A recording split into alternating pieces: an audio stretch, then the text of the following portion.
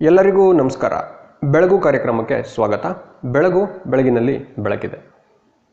ಇವತ್ತು ನಾನು ತಾಳ್ಮೆಯ ಬಗ್ಗೆ ಮಾತನಾಡೋದಕ್ಕೆ ಬಂದಿದ್ದೇನೆ.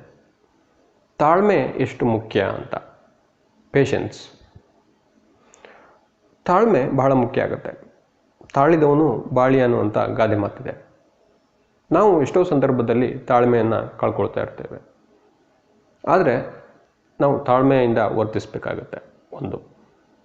ಎರಡನೇದು, ಅತಿ ತಾಳ್ಮೆಯೂ ಕೂಡ ಇರಬಾರ್ದು. ಅಂದರೆ ಅತಿ ತಾಳ್ಮೆ ಅಂದರೆ ನಾವು ಎಲ್ಲೋ ಒಂದು ಆ್ಯಕ್ಷನನ್ನು ತೊಗೋಬೇಕಾಗಿರುತ್ತೆ, ಆದರೆ ಆ ಆ್ಯಕ್ಷನ್ ತೊಗೊಳ್ಳೋದೇ ಇಲ್ಲ, ನಾವು ಸುಮ್ಮನಾಗ್ಬಿಡ್ತೀವಿ. ಅದು ಸೋಮಾರಿತನ ಆಗಿಬಿಡುತ್ತೆ. ಸೋಮಾರಿತನಕ್ಕೂ ತಾಳ್ಮೆಗೂ ವ್ಯತ್ಯಾಸ ಗೊತ್ತಿರಬೇಕು. ಯಾವುದು ಸೋಮಾರಿತನ, ಯಾವುದು ತಾಳ್ಮೆ ಅಂತ. ಸೋಮಾರಿತನವೇ ತಾಳ್ಮೆ ಆಗಬಾರ್ದು, ತಾಳ್ಮೆಯೇ ಸೋಮಾರಿತನವಾಗಿ ಬದಲಾಗಬಾರ್ದು. ತಾಳ್ಮೆ ಯಾವಾಗಿರಬೇಕು ನಿಮಗೆ?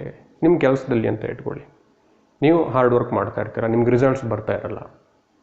ಆದರೆ ನಿಮ್ಮ ವರ್ಕಲ್ಲಿ ಯಾವುದೇ ಬದಲಾವಣೆ ಆಗಬಾರ್ದು.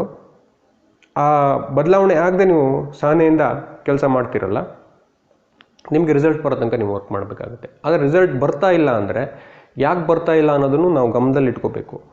ಇನ್ನೂ ಕಾಯ್ತೀನಿ, ಬರ್ಬೋದು, ಇಲ್ಲ ನಮ್ಮದು ಯಾವುದೋ ಕೆಲಸದಲ್ಲಿ ಏನೋ ತಪ್ಪಿರ್ಬೋದು, ಅಥವಾ ಯಾವುದೋ ಸ್ಟ್ರಾಟಜಿಯಲ್ಲಿ ವ್ಯತ್ಯಾಸ ಆಗಿರ್ಬೋದು, ನಾವು ಕೆಲಸ ಮಾಡ್ತಕ್ಕಂತಹ ಇದರಲ್ಲಿ, ಅಥವಾ ನಮ್ಮ ಮೇಲಿನವರು ನಮ್ಮನ್ನು ಸರಿಯಾಗಿ ಗಮನಿಸದೇ ಇರ್ಬೋದು. ಯಾಕಾಗ ಆಗ್ತಾ ಇಲ್ಲ ಅನ್ನೋದನ್ನು ಗಮನದಲ್ಲಿ ಇಟ್ಟುಕೊಂಡು ತಾಳ್ಮೆಯಿಂದ ವರ್ತಿಸಬೇಕು. ಈಗ ನಾನೇನೋ ವರ್ಕ್ ಮಾಡ್ತಾಯಿದ್ದೀನಿ, ಸಕ್ಸಸ್ ಸಿಗ್ತಾ ಇಲ್ಲ, ಇದು ಸಕ್ಸಸ್ ಸಿಗಲ್ಲ, ಬಿಟ್ಬಿಡೋಣ, ಬೇರೆ ಕಡೆ ಹೋಗೋಣ.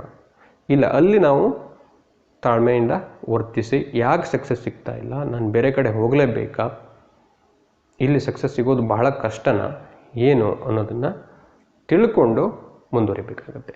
ಆ ಸಹನೆ ಭಾಳ ಮುಖ್ಯ ಅಂತ ನಾನು ಹೇಳ್ತಾ ಇರೋದು. ಅವಸರವೇ ಅಪಘಾತಕ್ಕೆ ಕಾರಣ ಅಂತ ಒಂದಿದೆ ನೋಡಿ. ಹಾಗೆ ಅವಸರದಿಂದ ಏನನ್ನು ಮಾಡೋದಕ್ಕೆ ಹೋಗಬಾರ್ದು, ಅಲ್ಲಿ ತಾಳ್ಮೆ ಇರಬೇಕು ಅನ್ನೋದು. ಈಗ ನಾನು ಯಾವುದೋ ಒಂದು ಕೆಲಸ ಮಾಡ್ತಾಯಿದ್ದೀನಿ, ನನಗೆ ಸರಿಯಾದ ಗ್ರೋತ್ ಸಿಗ್ತಾ ಇಲ್ಲ ಅಂತ ಅಂದ್ಕೊಳ್ಳಿ, ಅಥವಾ ರಿಸಲ್ಟ್ಸ್ ಸಿಗ್ತಾ ಇಲ್ಲ. ಅಲ್ಲಿ ನಾನು ಕೆಲಸ ಮಾಡಿ ನನಗೆ ಸಿದ್ಧಿ ಆಗಿದೆಯಾ, ನಾನು ಸರಿಯಾದ ಮಾರ್ಗದಲ್ಲಿ ಹೋಗ್ತಾ ಇದ್ದೀನಾ, ಅಥವಾ ನನಗೆ ಗೈಡ್ ಮಾಡ್ತಾ ಇರೋರು ತಪ್ಪು ಮಾಡ್ತಾ ಇದ್ದಾರಾ, ನನ್ನ ಮೇಲಿನವ್ರು ನನಗೆ ಗುರುತಿಸ್ತಾ ಇಲ್ವಾ, ಇದನ್ನೆಲ್ಲ ಗಮನದಲ್ಲಿ ಇಟ್ಟುಕೊಂಡು ನೀವು ನಿಮ್ಮ ಹೆಜ್ಜೆಯನ್ನು ಇಡಬೇಕಾಗ್ತದೆ. ಆಮೇಲೆ ತಾಳ್ಮೆಯಿಂದ ಒಂದು ಏನು ಅಂದರೆ, ನಿಮಗೆ ಸಮಯ ಸಿಗುತ್ತೆ ಯೋಚನೆ ಮಾಡೋದಕ್ಕೆ. ನಾವು ಎಲ್ಲದನ್ನೂ ಒಂದೇ ದಿವಸದಲ್ಲೇ ಗ್ರಹಿಸಿ ಅದನ್ನು ಪ್ರೊಸೆಸ್ ಮಾಡೋದಕ್ಕಾಗಲ್ಲ. ನೀವು ಒಂದು 2 ದಿವಸ ಸಮಯ ತಗೊಂಡ್ರೆ ಏನಾಗುತ್ತೆ, ನಿಮಗೆ ಯೋಚನೆ ಮಾಡೋದಕ್ಕೆ ಟೈಮ್ ಸಿಗುತ್ತೆ, ಬೇರೆಯವ್ರ ಹತ್ರ ಡಿಸ್ಕಸ್ ಮಾಡೋದಕ್ಕೆ ಟೈಮ್ ಸಿಗುತ್ತೆ. ಹೀಗೆ ಒಂದು ರೀತಿಯಲ್ಲಿ ನಾವು ತಾಳ್ಮೆಯಿಂದ ವರ್ತಿಸಬೇಕಾಗತ್ತೆ, ತಾಳ್ಮೆಯಿಂದ ತಂದಿಟ್ಕೊಳ್ಬೇಕಾಗತ್ತೆ. ಆಮೇಲೆ ಇನ್ನೊಬ್ಬರಿಗೆ ನಾವು ಪ್ರತಿಕ್ರಿಯೆ ಕೊಡುವುದರಲ್ಲೂ ಕೂಡ ಅದನ್ನು ಆಲಿಸಿಕೊಳ್ಳುವ ಅಥವಾ ಕೇಳಿಸಿಕೊಳ್ಳುವ ತಾಳ್ಮೆ ಇರಬೇಕು. ಅವ್ರು ಹೇಳೋದನ್ನು ನಂತರ ನಮ್ಮ ಪ್ರತಿಕ್ರಿಯೆಯನ್ನು ಕೊಡಬೇಕು. ಇನ್ನೊಂದು ಯಾವ ವಿಚಾರದಲ್ಲಿ ತಾಳ್ಮೆ ಇರಬೇಕು ಅಂದರೆ, ನಿಮಗೆ ಯಾವುದೋ ಒಂದು ವ್ಯವಹಾರವನ್ನು ಮಾಡ್ತೀರ, ಅಥವಾ ನೀವು 1-2 ದಿವಸದಲ್ಲೇ ಶ್ರೀಮಂತರಾಗ್ಬಿಡ್ಬೇಕು. ಎಷ್ಟೋ ಕಡೆ ನಾವು ಕೇಳ್ತಾ ಇರ್ತೀವಿ, ನಮ್ಮ ಗೆಳೆಯರೆಲ್ಲ ಮಾತಾಡ್ತಾ ಇರ್ತಾರೆ, ನಾನು ತಕ್ಷಣ ದುಡ್ಡು ಮಾಡಿಬಿಡ್ಬೇಕು, ಅಂಥದ್ದು ಯಾವ್ದಾದ್ರು ಬಿಸ್ನೆಸ್ ಇದೆಯಾ. ಅವರಿಗೆ ಹಣದ ಮೇಲೆ ಆಸೆ ಬಿಟ್ಟರೆ ಕೆಲಸವನ್ನು ಮಾಡಬೇಕು ಅನ್ನೋದಿರಲ್ಲ. ಇಷ್ಟು ದಿವಸ ಬೇಕಾಗುತ್ತೆ, ಇಂಥ ಕೆಲಸ ಹಿಡಿದ್ರೆ 1 ವರ್ಷ ಬೇಕು ಗ್ರೋತ್ ಆಗೋದಕ್ಕೆ, ನಂತರ ಒಂದು ಸ್ಟೆಬಿಲೈಸ್ ಆಗಬೇಕು, ಅದಕ್ಕೆಲ್ಲ ಸಮಯ ಹಿಡಿಯುತ್ತೆ. ಆ ತಾಳ್ಮೆ ನಮ್ಮಲ್ಲಿ ಕ್ಷೀಣವಾಗ್ತಾ ಇದೆ ಈಗ. ಆ ತಾಳ್ಮೆಯನ್ನು ನಾವು ಇಟ್ಕೋಬೇಕಾಗುತ್ತೆ. ಯಾವುದೇ ಕೆಲಸವಾಗಲಿ ಅದಕ್ಕೆ ಅದರದ್ದೇ ಆದ ಸಮಯ ಅನ್ನೋದು ಇರುತ್ತೆ.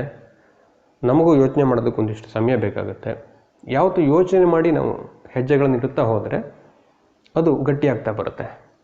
ಇಲ್ಲಾಂದರೆ ಏನಾಗುತ್ತೆ ಅಂದರೆ, ನಾವು ಎಲ್ಲೋ ಒಂದು ಕಡೆ ಬಿಡ್ತೀವಿ ಅವಸರದಿಂದ ಹೊರಡ್ತಾ ಹೋದರೆ. ಹಾಗಾಗಿ ಒಂದು ಹಂತದಲ್ಲಿ ನಾವು ತಾಳ್ಮೆಯನ್ನು ಇಟ್ಕೋಬೇಕಾಗುತ್ತೆ. ಆದರೆ ಅದೇ ಸೋಮಾರಿತನವಾಗಿಯೂ ಬದಲಾಗಬಾರ್ದು, ಅದನ್ನು ನೆನಪಲ್ಲಿ ಇಟ್ಕೋಬೇಕು. ಅಥವಾ ಅದೇನೇ ಆ ತಾಳ್ಮೆನ ಅತಿ ತಾಳ್ಮೆಯಾಗಿ ನಾವು ಬೇರೆ ಯಾವುದೋ ಆ್ಯಕ್ಷನ್ ತೊಗೊಳ್ಬೇಕಾಗುತ್ತೆ. ಆ ಆ್ಯಕ್ಷನ್ ತೊಗೊಳ್ದೆ ನಾವು ಇಲ್ಲಿ ಏನು ರಿಸಲ್ಟ್ ಸಿಗದೆ ಸುಮ್ಮನಾಗ್ಬಿಡ್ತೀವಿ. ಅದೂ ಆಗಬಾರ್ದು, ಅತಿ ತಾಳ್ಮೆ ಕೂಡ ಆಗಬಾರ್ದು. ಆ ತಾಳ್ಮೆಯನ್ನು ಮ್ಯಾನೇಜ್ ಮಾಡೋದು ಭಾಳ ಮುಖ್ಯ.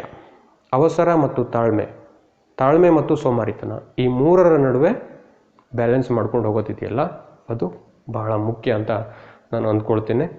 ಧನ್ಯವಾದಗಳು.